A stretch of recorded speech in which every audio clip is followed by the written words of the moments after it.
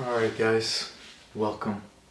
We are here today to talk about how to be a good friend and how to have good friends, right? Why is this important? Well, if you're watching this video, you probably want good friends, right? I mean, who doesn't? Having good, strong friendships, especially as a man, is the most, it's gonna bring you a lot of return on your investment that you will not see coming, right?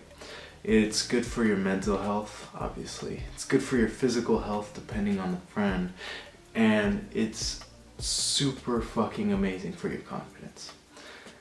We have all had lonely chapters where we didn't have any friends and we didn't know where to go to find any friends. We would spend all day alone, we would sleep alone, and we wouldn't do anything. These were the summers when you were younger, right? From maybe 11, 10 to 13, 14, that you didn't know what you wanted to do and you didn't have friends to do those things with. So you spent every single day alone with nobody. Now, that's not something to reminisce on and be like, wow, woe is me, I'm so sad. It's more of just a reminder of how much joy can be brought from a simple friendship. My life is the thing that I'm going to talk about first. What has my social life been like? Well, when I was younger, I didn't have any friends. I didn't have a single fucking friend till I was 15 years old. Is that a bad thing? Some would say yes. In my opinion, I would say it's a neutral thing, right? You get to miss out on a lot of things, which I don't know why I said you get to, but I had to miss out on a lot of things. I never went to a sleepover. I never had a play date. I never had to hang out with anybody, you know. It was pretty fucking sad. Now, I am still in a first world country and I got to go to school and educate myself, so I'm not gonna be, whoa, boo-hoo, boo-hoo, I was a little lonely when I was a kid. Shit, it is what it is, man. You know, you can't go in the past, you can only live in the present. The first friend that I ever made when I was 15 years old was, I still talk to him today. He was somebody that I met not at school, but in my high school weightlifting gym. It was the first week of my sophomore year, and I would work out in the mornings. I would go to the high school gym because one of our counselors would open up every morning, and I thought it was fucking sick. He would open at 6 a.m. so I would go early to school, get a workout in before I went in, right? So I went in on the first day and I had a regular workout and everything, and about 30 minutes into my workout, this guy walks in. I'm not gonna name drop, but I remember looking at him and being like, wow, this guy is built. And I talked to him later in the locker room. He was a year younger than me, and from that point we started doing workouts together, random fucking workouts, going on runs, going to the calisthenics park, doing just fucking around, right? Like kids do. And I got him into boxing, which he still does today and competes, which is pretty fucking awesome, right? And we overall we were the bestest of friends until I had to move 1,000 miles away, which was really heartbreaking for me because this was the only friend that I had ever had, and now I was moving very, very far away. I thought everything was over, right? I thought it was cooked. I was gonna be alone forever. But then, I actually woke up and I was like, well, if I can make one friend, I can make another, right?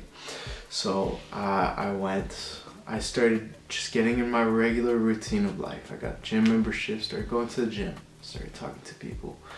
I went to a Muay Thai gym, I signed up, started training, right? And that Muay Thai gym is where I now have the majority of my friends, right? I think that developing a friendship needs to be based around some kind of sport or voluntary endeavor. Because a voluntary endeavor means that you and the person that you are being friends with both are striving for something, which is important. But I'll get back to that later. So here at that gym is where I met the majority of my friends, right? My coach and best friend, and a couple of the guys from the gym. And these friends, I think we will be friends for the rest of our goddamn lives. I'm not even lying. We've spent so much time together, and I love them so goddamn much, right? You want friendships like that. You want friendships that you can love each other without it being called gay. That's what you want. So how do you go about finding these friends? Well, it's very simple. You have to be striving for good. You have to be striving for a good life. You have to be aiming for something right. What does that mean? Well, to be a good friend and have good friends, you need to be a good person, right? So you need to start going to the gym. You need to start reading, meditating, and journaling. Those are 4 key habits that will change your life. And it's not hard. It's not difficult either. Once you do those things, you go out into the world and you'll find some fucking people that have common interests with you and want the best for you. Okay? I promise you I'm right. As long as you're not a piece of shit, a POS that is rude to everybody, you will make friends. I promise you. I promise you. And you'll find good friends that'll love you. Okay? So, how do you spot fake friends though? Because you might think you're friends with somebody, but secretly they'll be talking behind you and they'll think bad of you and they'll say bad of you and they'll root against you even if they won't stand on business, right? So it's very easy. The strategy that I want you to use for the rest of your goddamn life is this. Do something good, accomplish something, and go and tell them in person. Now, the first thing a person will do when they hear good news about you is reflect exactly how they feel. And it's only gonna be for a split second. So you need to watch very fucking carefully. You need to look them dead in the eyes, okay? Discreetly, of course. Tell them the good news and be happy. And if they don't immediately have a positive facial feature, a slight smile, eye brightening, or anything, or even just stay neutral, then they don't really want good for you. What you really want to watch out though is if they, for a split second, if it looks like their heart drops for a split second, like they just go like that. They not hesitate, but more their real reaction is gonna show for a split of a second. Okay, and you need to watch for that. And when you see that reaction, you will know what they wanted out of you, which is not the good, right? They didn't want you to do good. And you need to use this strategy because It's the only way that I've found, to be honest, right? Unless you can definitively prove that somebody's been talking smack about you, or been saying bad things, or just straight up doing bad things for you, you've got to test them, right? You've got to see what they actually think of you, which this strategy is a strategy that I've found to work. All right. Now, how do you be a good friend? Because if you're gonna have friends, and if you're gonna have good friends, you want to be a good friend. Well, there's 5 things that you want to do, which is pretty simple, right? First, you want to call out your friends. If they're not aligning with what they want out of life, you need to call them out. Okay? It's not mean, it's not disrespectful, it's not some bitch shit, bro. It's straight up keeping it real. That's what we'll say, right? I wouldn't want a friend that, if I was slacking off, started vaping, started doing dumb shit, I wouldn't want a friend that just stands around while it happens. I would want a friend that would tell me straight up, hey man, listen, you're being a fucking retard right now, and holds me accountable to who I want to be. Number 2, you want to warn him about people who don't want good out of him, right? Because when you spend enough time with a person, you'll see that they might have other friends that won't want the best out of them, or not even friends, but just acquaintances that clearly you can tell that they don't want good for your friend. You need to warn your friend about those people.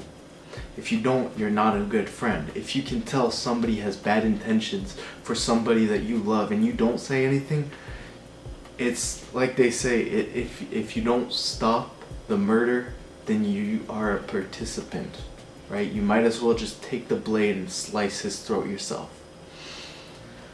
Number 3, never talk behind his back, right? I don't care what the fuck is going on. This kind of relates to number 1. If your buddy, your fucking friend, is doing bad stuff, he's falling off, and you don't tell him, you don't call him out, but rather you go to other friends and you start talking about him behind his back, you're a fucking bitch. You're a piece of shit, man. I promise you, if one of my friends does that to me, we are not friends. I don't care how close we are. The second you talk bad about me behind my back, it is over. It is finished. Because I know that this isn't the first time and it won't be the last time. Never talk bad about somebody behind their back. I don't care how bad it is.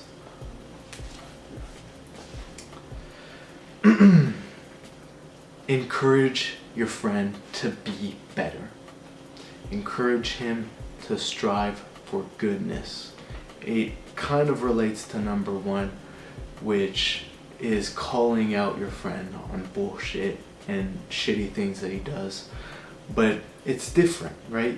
Because your homie might be doing good, but he could be doing better. He could be doing a little bit more, or he could adjust his stratagem for whatever thing that he wants to pursue so it's more optimal.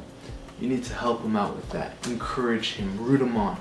If your bro has a fight, you better be in the fucking crowd rooting him on. Otherwise, you're not a real friend, and you're definitely not a good friend. Number 5, this is the most important in my opinion, because we all get lonely, and even if you have very, very close friends, you will be alone, right? And your friend will pull away and isolate himself. Everybody does this, okay? Everybody spends some time just whenever something is really going bad, and they just go and leave everybody, and they spend too much time alone. Alone time is good, but too much time alone will That's what will drive a man to put a shotgun in his mouth. You need to find your friend when he is alone and when he is isolated and sad and depressed, and you need to be with him. I don't care whatever happens next. You need to be with your friend when he needs it the most, when he's all alone. When somebody close to them dies, when he stops coming to training because that person died and he's just grieving and he can't come to training because he's so fucking sad. You know what? It's time to say fuck training. You need to go find that friend. You need to stop him before he takes away the privilege that he earned when he came out of his mother. Okay? This is the most important one. The thing that will separate you as an amazing fucking a true brother of a friend is just finding your friend when he's alone. Finding him and saving him from himself. Just remember that, okay? And yeah, that's how you are a good friend. Now remember, friends are important, but it's better to be alone and have no friends than fake friends. So be careful out there. If you found this video useful, like, subscribe, and another video will probably be out tomorrow. So yeah, thank you.